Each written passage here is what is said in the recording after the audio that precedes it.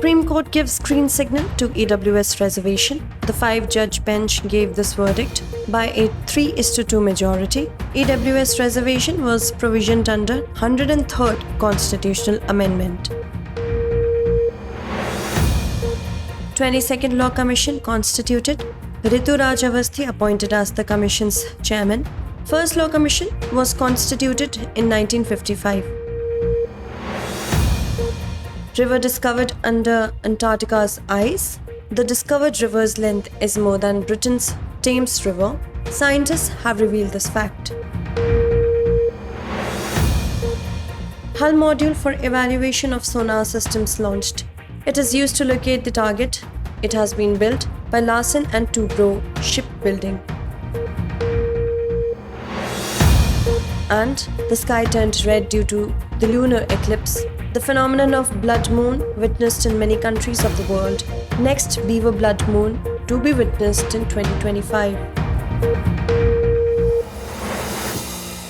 Recently, the Supreme Court upheld the validity of the 103rd Constitutional Amendment. According to the court, the reservation granted to EWS, that is, economically weaker section, is valid. The apex court, in its verdict, has held that 10% reservation granted to EWS is not against the Constitution. This verdict was given by a 5-judge bench with a 3:2 majority. Out of the 5 judges of the bench, 3 judges were in favor of granting reservation on economic basis, while 2 judges held that reservation should not be granted on an economic basis. In favor of EWS, Justice Dinesh Maheshwari stated that reservation is an instrument of affirmative action by the state. It should not be confined to the scheduled castes, scheduled tribes, and other backward classes only. While in the opposition to EWS, Justice Ravindra Bhatt stated that the 103rd Constitutional Amendment promotes constitutionally prohibited discrimination. Providing reservation on an economic basis is a serious blow to equality. Apart from this, the interference in the ceiling of the 50% fixed for reservation will increase the division. Significantly, the Supreme Court had given a verdict in the Indira Sohni vs. Union of India case in 1992. In this verdict, the maximum limit of reservation was fixed at 50%. Thereafter, the apex court's historic verdict on reservation became a kind of law. According to this law, reservation cannot be granted more than the limit of 50%. But the Supreme Court has now ignored the maximum limit of reservation in its recent decision. Notably, the 103rd Constitutional Amendment Act was passed by the Parliament of India in 2019. Through this Constitutional Amendment Act, Article 15 Clause 6 and Article 16 Clause 6 were added by amending Article 15 and Article 16 of the Constitution of India. It aimed to provide the benefit of reservation to the economically weaker section of the unreserved category. Article 15 Clause 6 of the Constitution of India allows the state to make special provisions for the advancement of all economically weaker section of India except those sections mentioned in Clause 4 and 5. Article 15 Clause 6 of the Constitution of India also empowers the states to make a special provision for their admission to educational institutions. And Article 16 Clause 6 of the Constitution of India empowers the state to make provisions in the matter of reservation of appointment or posts in favor of all economically weaker sections of India, except the sections mentioned in Clause 4. It is noteworthy that in the recent verdict, the apex court has fixed the maximum limit of reservation given to EWS at 10%, which is in addition to the existing reservation. Recently, the central government has banned the use of a herbicide called glyphosate. The government has taken this decision on the basis of the report of the expert committee and in consultation with the registration committee constituted under the Insecticides Act of 1968. However, glyphosate has not been completely banned. Now, only pest control operators will be allowed to spray glyphosate and its derivatives. However, the government has yet not issued details about the pest control operator and related rules. Significantly, the government's decision is being opposed by the farmers and companies. The decision has also been challenged in the Supreme Court. However, the apex court has not heard this case till now. In 2019, the government of Kerala had written a letter to the central government about the widespread and indiscriminate use of glyphosate. It had also cited a report by the Kerala Agricultural University, which revealed about high pesticide residues in fruits and vegetables. The report also mentioned that the survival and reproduction rate of earthworms has reduced by about 50% due to glyphosate. Glyphosate was also held responsible for hampering the navigation, contamination of water bodies, and serious health hazard. In addition, various international organizations have also warned governments about the use of glyphosate and its ill effects on human health. Notably, glyphosate is a herbicide. It is used to kill weeds in the fields. Basically, weeds are undesirable plants growing alongside crops in the fields. They reduce the growth, yield, and quality of the crop by consuming the nutrients, moisture, light, and space, etc. of the crop.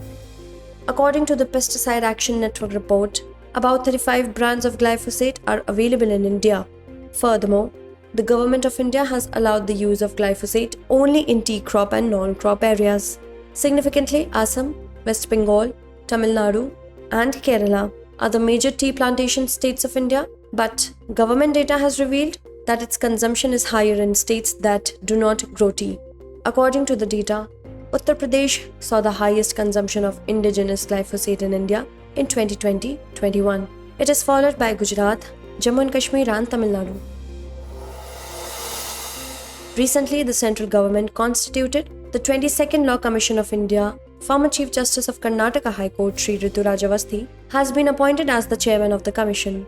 The other members of the commission are K.T. Shankaran, M. Karunanidhi, Professor Anand Palliwal, D.P. Verma, and Raka Arya.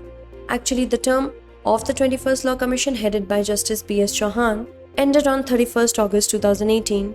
Thereafter, the Union Cabinet approved the constitution of the 22nd Law Commission in February 2020.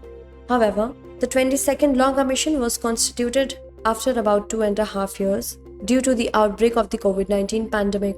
The Commission will examine the laws and views of the directive principles of state policy and suggest possible reforms. The Commission will also identify those laws which have lost relevance in present times. Significantly, the Law Commission only gives advice to the central government in legal matters, but it cannot compel the government to implement its advice. Notably, the first Law Commission of Independent India was constituted in 1995. It was chaired by the then Attorney General M.C. Sedalwad. The tenure of the commission is for 3 years.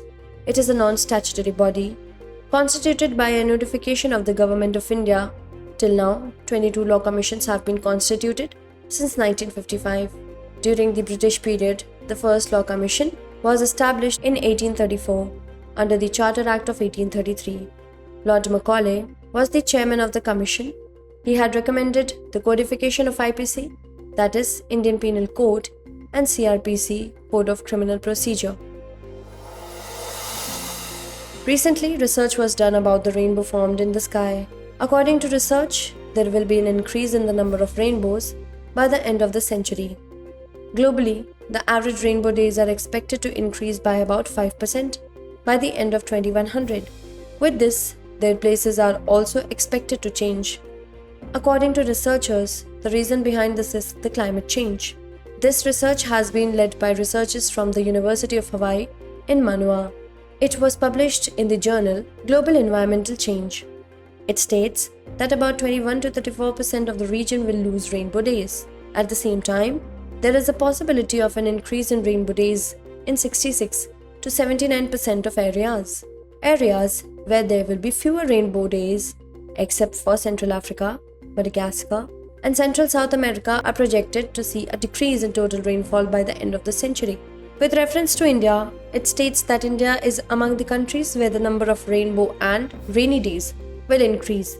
In addition, African countries such as Mali, Niger, Chad, Sudan, and Ethiopia are also expected to increase the number of rainy days. Let us tell you that a rainbow is a common atmospheric optical phenomenon. It looks like a multicolored arc, a circle shape in the sky. It is formed when water droplets refract sunlight. Thus, it is formed as a result of refraction and reflection of sunlight by raindrops. In this, the raindrops act like a prism. Sunlight and rain are the major components of the rainbow. The atmosphere is warming due to climate change. Due to this, a change in the nature of the clouds and rain is being seen. As a result, the pattern of rainbow is also changing. Significantly, rainbow hotspots are mostly located at high latitudes or at very high altitudes, such as the Tibetan Plateau. Recently, shaking have been seen in Mauna Loa volcano, after which scientists have expressed the fear of a terrible eruption in it. According to the Hawaii Volcano Observatory, the volcano has been in a state of turbulence for more than a month. Because of this, the number of earthquakes on the Hawaiian island has increased from 10 to 20 to 40 to 50 per day. This is probably due to an increase in the magma inside the volcano. The Mauna Loa volcano last erupted in 1984. For your information, note that the meaning of Mauna Loa is Long Mountain. Mauna Loa volcano is located in the Hawaiian Islands. It is the largest shield volcano in the world. Along with this, it is one of the most active volcanoes in the world. It exploded for the first time in the year 1843. It has erupted 33 times since then. It is one of the 5 volcanoes that together make up the larger island of Hawaii. This island is the southernmost island of the Hawaiian archipelago. It is located just north of the Kilauea volcano. Significantly, Kilauea is famous for the 2018 eruption. This year, more than 700 homes were destroyed because of it. The Mauna Loa volcano is about 320 kilometers south of the island of Oahu in the Hawaiian archipelago. The island of Oahu is Hawaii's most populous island. The state capital, Honolulu, is located here. Let us tell you that a volcano is such a crack or mouth present on the surface of the earth, from which the hot lava, gas, ash, etc. erupts out of the earth.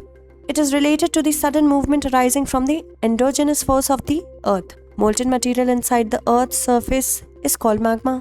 When this magma comes to the surface, breaking the inner layers of the earth, it is called lava. Apart from lava, a large amount of water vapor, ash and various types of gas, etc. erupts out under the volcanic action. In this way, the entire process of magma from origin to eruption is called volcanism. Recently, a river hidden under the ice has been discovered in Antarctica. This river is said to be about 460 km long.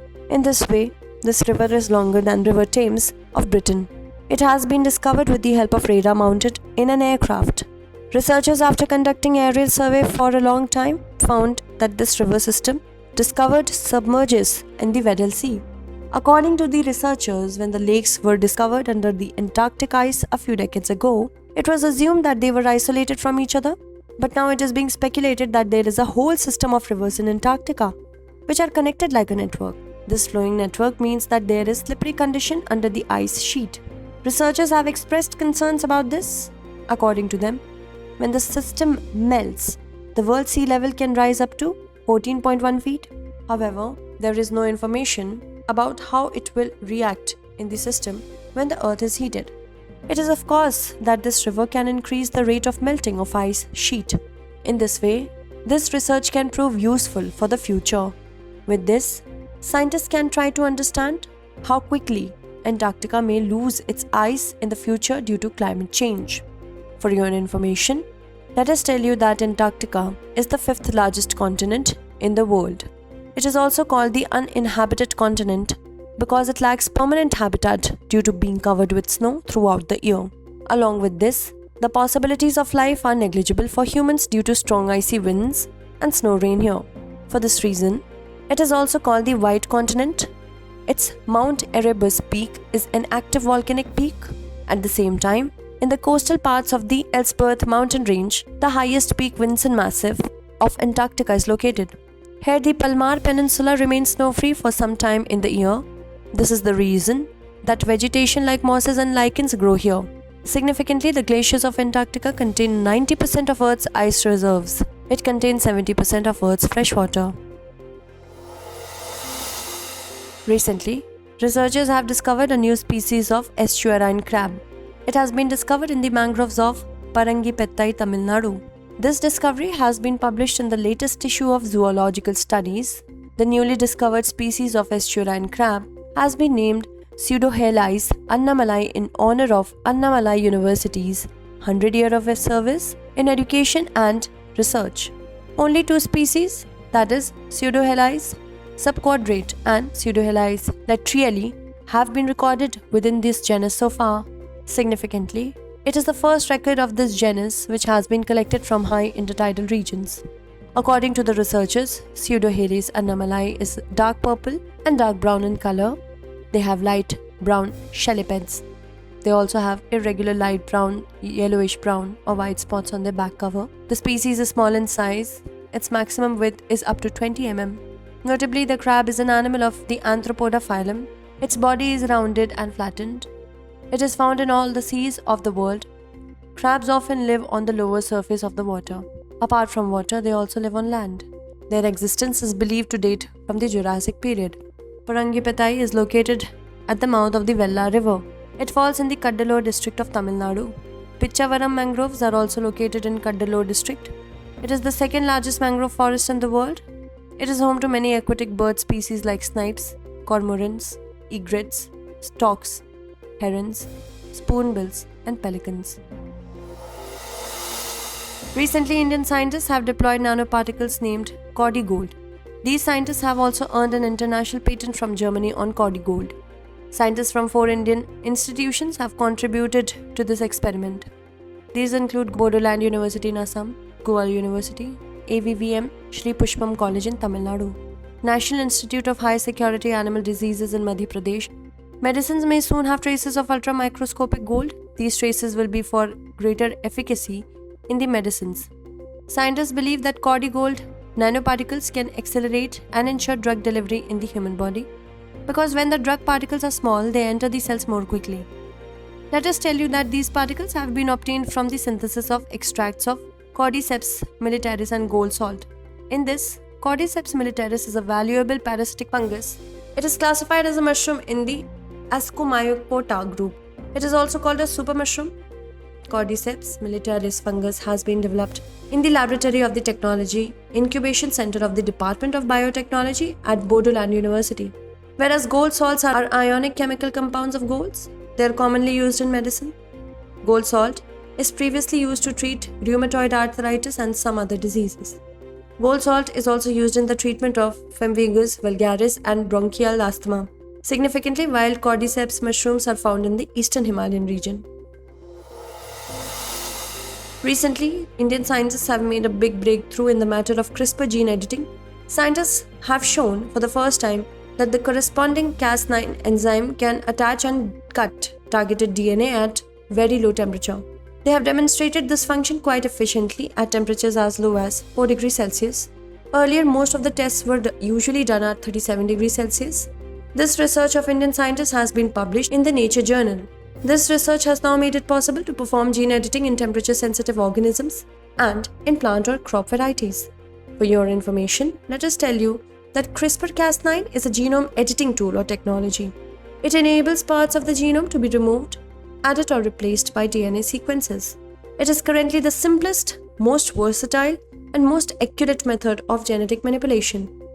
Under this, scientists can delete bad genes from DNA. Apart from this, better quality can also be added to DNA through this. It is through the CRISPR mechanism that bacteria acquire immunity against viruses. Actually, the CRISPR system is found in bacteria. It is a part of the genome of bacteria, which by its expression produces guide RNA. The two major molecules in the CRISPR-Cas9 system are Cas9 and guide RNA.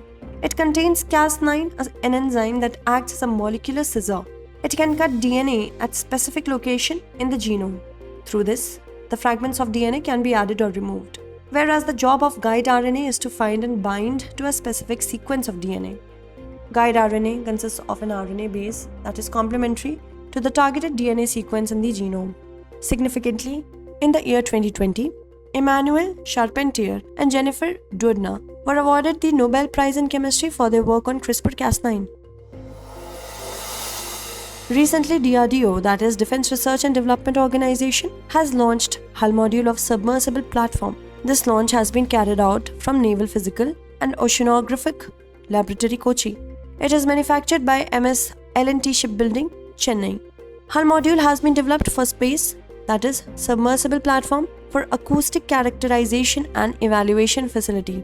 It will be mainly used for evaluation of sonar systems.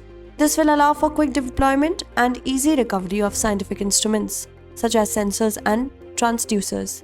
This module has been produced under the Atmanirbhar Bharat and Make in India programs. Significantly, space is a unique facility of its kind in the world. The uniqueness of this facility lies in the specially designed submersible platform. It can be lowered to a depth of 100 meters using a series of synchronously operated winches. For your information, let us tell you that the hull is the structural unit of the ship. This is called the waterproof enclosure of the ship. It protects the ship's cargo, machinery and accommodation from weather, flooding and structural damage. Let us tell you that sonar, that is sound, navigation and ranging system, is used to locate a target. The sound emanating from its target is used. It uses ultrasonic waves to measure the distance, direction and speed of an underwater target. In fact, a strong beam of ultrasonic waves is sent from an onboard transmitter to locate the target in the sonar system. This beam is reflected off the target. After this, the time interval between the transmission and reception of the sent signal, that is, return, is calculated. It is through this calculation that the position of the target is ascertained. Significantly, sound waves travel further in water than radar and light waves. This is the reason why sonar systems are used by the Navy at sea. Recently, a lunar eclipse was witnessed in some parts of the world, including India. This eclipse was called the Beaver Blood Moon. This eclipse was visible in North America, Australia, Asia and other countries. A total lunar eclipse was witnessed in the northeastern states of India, while only a particular lunar eclipse was witnessed in other parts of India. According to scientists, it was the second and last total lunar eclipse of 2022. The next total lunar eclipse will now take place on 14th of March 2025, although there will be a lunar eclipse on 5th of May 2023 too. However, it will not be a total lunar eclipse, but a penumbral lunar eclipse. The next lunar eclipse in India will be on 28th of October 2023, which will be a partial lunar eclipse. It is worth noting that the lunar eclipse will be witnessed in many parts of the world in May 2022, but it was not visible in India. Significantly, a total lunar eclipse occurs on the full moon day. It occurs when the Earth comes between the Sun and the Moon. In a total lunar eclipse, the Earth, Sun and the Moon are all located in a straight line. Thus, a total lunar eclipse occurs when the Moon is completely covered by the Earth's umbra, whereas in case of a partial lunar eclipse, only some parts of the Moon is covered by Earth's umbra. Significantly, when there is a total lunar eclipse, then the Moon appears completely red. Hence, it is also called blood moon. According to NASA, on average, a total lunar eclipse occurs once every 1.5 years. Lunar eclipses are classified into 3 categories: total, partial and penumbral lunar eclipses on the basis of Earth's umbra falling on the Moon. During a penumbral lunar eclipse, the Earth's umbra falls on the other side of the Moon. It causes the Moon to become only slightly dim.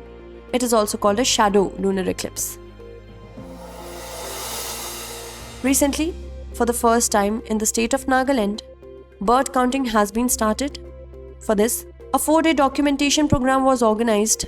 This program was named TEBC, that is Toku Emong Bird Count. Its timing coincides with the Toku Emong Festival of Lothas after the harvest.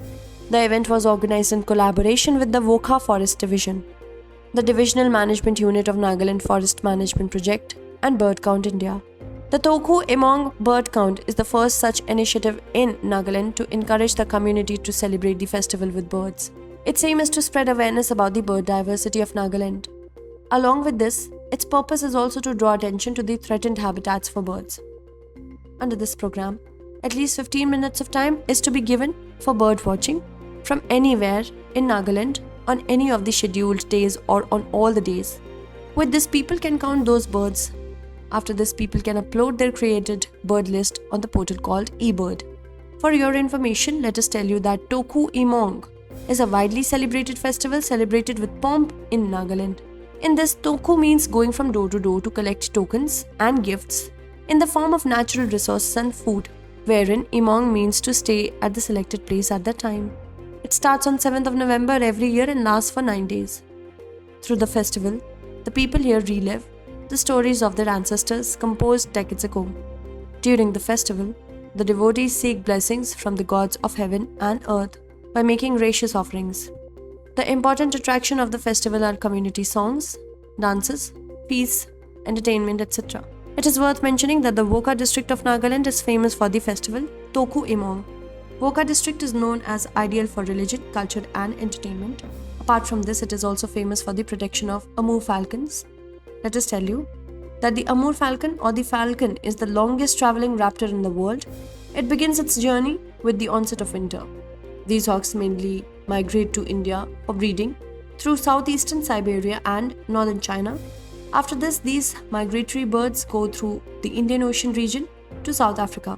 Significantly, in India, the Amur falcon is protected under the Wildlife Protection Act of 1972, whereas in the red list of IUCN, that is International Union for Conservation of Nature, they fall in the least concern category. Let us now look at the 5 questions based on the bulletin.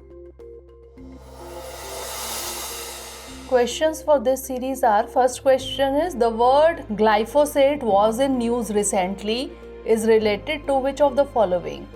Herbicide, pesticide, fertilizer or biomass? Next question is, consider the following statements with reference to Law Commission. 1. Recently the 22nd Law Commission has been constituted by the central government. 2. Retired High Court Chief Justice Rituraj Awasthi has been appointed as the Commission's chairman. 3. The first Law Commission of Independent India was constituted in 1955. 4. The term of Law Commission is 3 years. Which of the above statement or statements is or are correct? 1 and 2 only, 2 and 3 only, 1, 2 and 3 only, or 1, 2, 3 and 4. Next question is, consider the following statements with reference to rainbow. 1. Rainbow is a common atmospheric optical phenomenon. 2. Raindrops form a rainbow by refracting sunlight. 3. Climate change is the main cause of change in the rainbow pattern. Which of the above statement is incorrect? 1 only, 2 only, 3 only, or none of the above? Next question is, consider the following statements. 1. CRISPR-Cas9 is a genome editing tool. 2. It is capable of extracting and adding parts of the genome to DNA sequences. 3. CRISPR system is found in bacteria. Which of the above statement or statements is or are correct? 1 only, 1 and 2 only, 2 and 3 only, or all of the above? Last question is, the word Cody gold, which was in news recently, is related to which of the following? Digital currency, gold bond, nanoparticle, or none of the above? Recently, Justice Dhananjay Yashwant Chandrachud was sworn in as the Chief Justice of India. He became the 50th Chief Justice of India. He has replaced former Chief Justice UU Lalit. He will remain the Chief Justice of India for about 2 years. Notably, his father Y.V. Chandrachud has the distinction of being the longest-serving Chief Justice of India. Recently, the National Florence Nightingale Awards 2021 has been presented by President Draupadi Murmu. These awards are conferred to nurses who have done excellent work in the field of nursing. Notably, the National Florence Nightingale Awards were started in 1973. These awards were started by the Ministry of Health and Family Welfare to recognize the meritorious services rendered by nurses and nursing professionals in society. Indo-German Week of Young Researchers 2022 was organized recently. This program will last for a week. It is a joint initiative of the Science and Engineering Research Board of India and the German Research Foundation. In this program, 30 young researchers from India and Germany will deliberate on various contemporary topics in the field of chemical science. Recently, the National Minorities Development and Finance Corporation has been accorded an A stable rating by CARE. Thereafter, it has become one of the few public sector undertakings in the social sector which have got this rating. NMDFC provides concessional loans to the backward classes of minority communities. These loans are provided to them for self-employment and income generation activities. In the disbursement of loans, preference is given to occupational groups and women. Recently, women-centric challenges have been launched under the second edition of the Atal New India Challenge. It has been started by Niti Aayog's Atal Innovation Mission. Notably, women-centric challenges address the major challenges faced by women from all walks of life. It includes innovation to improve women's safety and provide opportunities for professional networking for women. It also aims at innovations that improve the lives of working mothers and make the lives of rural women easier.